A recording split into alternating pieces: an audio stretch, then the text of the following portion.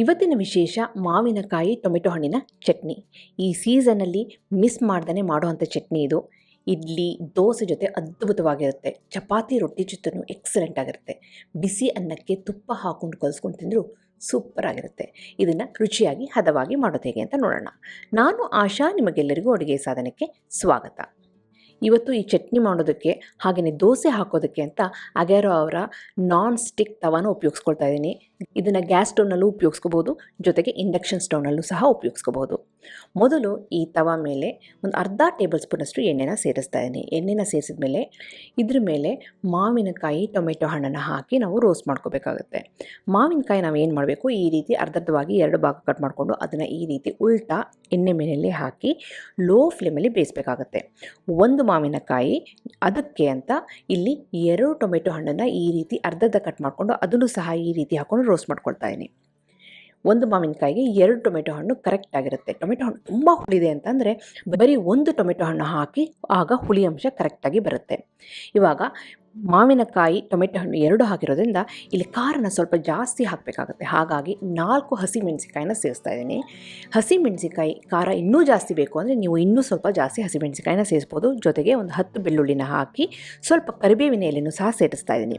ಫ್ಲೇಮ್ನ ಲೋನಲ್ಲೇ ಇಟ್ಕೊಂಡು ಬೇಯಿಸ್ಕೊಳ್ತಾ ಇದ್ದೀನಿ. 2 ರಿಂದ 3 ನಿಮಿಷ ಆಗಿದೆ ಅಂದಾಗ ಇದನ್ನು ಮತ್ತೆ ಉಲ್ಟಾ ಹಾಕಿ ನಾವು 2 ಕಡೆಯೂ ಸಹ ಚೆನ್ನಾಗಿ ರೋಸ್ಟ್ ಮಾಡ್ಕೋಬೇಕಾಗುತ್ತೆ. ಎಷ್ಟು ಚೆನ್ನಾಗಿ ನಾವು ಲೋ ಫ್ಲೇಮಲ್ಲಿ ರೋಸ್ಟ್ ಮಾಡ್ಕೊಳ್ತೀವೋ ಅಷ್ಟು ಚೆನ್ನಾಗಿ ಈ ಚಟ್ನಿ ಬರುತ್ತೆ.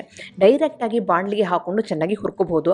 ಆದರೆ ಈ ರೀತಿ ನೀವು ರೋಸ್ಟ್ ಮಾಡಿ ಚಟ್ನಿ ಮಾಡಿ ಟೇಸ್ಟ್ ಅಂತೂ ಅದ್ಭುತವಾಗಿರುತ್ತೆ. ಆದರೆ ಲೋ ಫ್ಲೇಮಲ್ಲೇ ಮಾತ್ರ ನಾವು ರೋಸ್ಟ್ ಮಾಡ್ಕೋಬೇಕು. 2 ಬದಿನೂ ಸಹ ಚೆನ್ನಾಗಿ ರೋಸ್ಟ್ ಆಗ್ತಾಯಿದೆ. ಈಗ ಈ ಹಂತದಲ್ಲಿ 1 ಟೇಬಲ್ ಸ್ಪೂನಷ್ಟು ಧನಿಯಾ ಬೀಜ, ಅರ್ಧ ಟೇಬಲ್ ಸ್ಪೂನಷ್ಟು ಜೀರಿಗೆನೂ ಸಹ ಹಾಕ್ಕೊಂಡು ಹುರ್ಕೊಳ್ತಾ ಇದ್ದೀನಿ. ಜೀರಿಗೆ, ಧನಿಯಾ ಕೊನೆಗೆ ಹಾಕ್ತಾಯಿದ್ದೀನಿ. ಏನಕ್ಕೆ ಅಂತಂದರೆ ಮೊದಲೇ ಹಾಕಿಬಿಟ್ರೆ ಇದು ಸೀದು ಹೋಗ್ಬಿಡುತ್ತಲ್ವ, ಹಾಗಾಗಿ ಕೊನೆಯ ಹಂತದಲ್ಲಿ ಈ ಧನಿಯಾ ಮತ್ತು ಜೀರಿಗೆನ ಹಾಕ್ಕೊಂಡು ಅದನ್ನು ಸಹ ಚೆನ್ನಾಗಿ ಹುರ್ಕೊಳ್ತಾ ಇದ್ದೀನಿ. ಈಗ ನೋಡಿದರೆ 2 ಬದಿನೂ ಚೆನ್ನಾಗಿ ರೋಸ್ಟ್ ಆಗಿದೆ. ಇವಾಗ ಸ್ಟವ್ನ ಆಫ್ ಮಾಡಿಬಿಟ್ಟು ಎಲ್ಲ ಸಾಮಗ್ರಿನೂ ಆರಿದ ಮೇಲೆ ಮಿಕ್ಸಿ ಜಾರಿಗೆ ಹಾಕ್ಕೊಂಡು ರುಬ್ಕೋಬೇಕಾಗುತ್ತೆ. ನೈಸಾಗಿ ರುಬ್ಕೊಳ್ಳಿ. ಟೆಕ್ಸ್ಚರ್ ಬೇಕು ಅಂತಂದರೆ ಇದಕ್ಕೆ ಏನು ಮಾಡಬೇಕು ಅಂತ ನಾನು ಹೇಳ್ತೀನಿ. ಇವಾಗ ಈ ಎಲ್ಲ ಸಾಮಗ್ರಿಗಳನ್ನು ಮಿಕ್ಸಿ ಜಾರಿಗೆ ಹಾಕ್ಕೊಂಡಿದ್ದೀನಿ. ನೆಕ್ಸ್ಟ್ ಇದಕ್ಕೆ ರುಚಿಗೆ ತಕ್ಕಷ್ಟು ಕಲ್ಲುಪ್ಪನ್ನು ಹಾಕ್ಕೊಂಡು ನೈಸಾಗಿ ರುಬ್ಕೊಳ್ತಾ ಇದ್ದೀನಿ. ನೀರು ಬೇಕು ಅಂದರೆ ಸ್ವಲ್ಪ ನೀರನ್ನ ಸೇರಿಸ್ಕೊಳ್ಳಿ. ಸಾಮಾನ್ಯವಾಗಿ ಟೊಮೆಟೊ ಹಣ್ಣು, ಮಾವಿನ ಹಣ್ಣಿನ ನೀರಲ್ಲೇ ಈ ಚಟ್ನಿನ ರುಬ್ಬೋದು. ಇವಾಗ ನೋಡಿ ನೈಸಾಗಿ ಚಟ್ನಿ ರೆಡಿಯಾಗಿದೆ.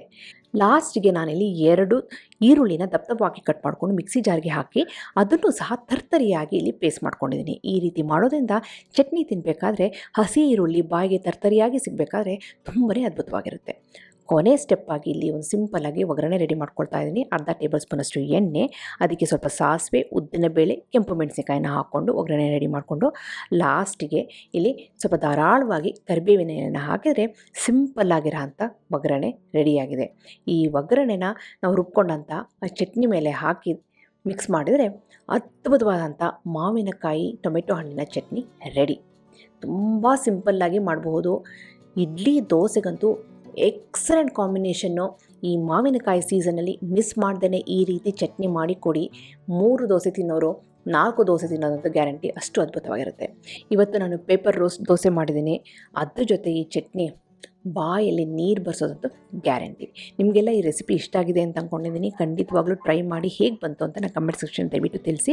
ಹಾಗೆ ನೀವಿನ್ನು ಅಡುಗೆ ಸಾಧನಕ್ಕೆ ಸಬ್ಸ್ಕ್ರೈಬ್ ಆಗಿಲ್ಲ ಅಂದರೆ ತಡೆ ಯಾಕೆ, ಈಗಲೇ ಸಬ್ಸ್ಕ್ರೈಬ್ ಆಗಿ ಪಕ್ಕದಲ್ಲಿರುವ ಬೆಲ್ ಬಟನ್ ಕೂಡ ಟಚ್ ಮಾಡಿ. ನಿಮಗೆ ವಿಡಿಯೋ ಇಷ್ಟ ಆಯಿತು ಅಂದರೆ ಲೈಕ್ ಬಟನ್ನ ಕ್ಲಿಕ್ ಮಾಡಿ, ಫ್ರೆಂಡ್ಸ್ ಆ್ಯಂಡ್ ಫ್ಯಾಮಿಲಿ ಜೊತೆ ಶೇರ್ ಮಾಡಿ. ಮತ್ತೊಂದು ಇಂಟ್ರೆಸ್ಟಿಂಗ್ ರೆಸಿಪಿಯೊಂದಿಗೆ ಭೇಟಿ ಆಗ್ತೇನೆ. ಅಲ್ಲಿವರೆಗೆ thank you, bye bye, see you.